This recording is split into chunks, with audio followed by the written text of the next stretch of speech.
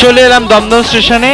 সেখানে সেদ্ধ ছোলা সঙ্গে সেদ্ধ কাঁচা লঙ্কা এবং লেবুর রস এবং একটু বিদ্যুৎ দিয়ে ভালোই বিক্রি হচ্ছে কাকার এই টক ঝাল রেসিপিটা, যে বিকাল বিকাল ছোলা সিদ্ধ লঙ্কা দিয়ে খাওয়ার মজাই আলাদা।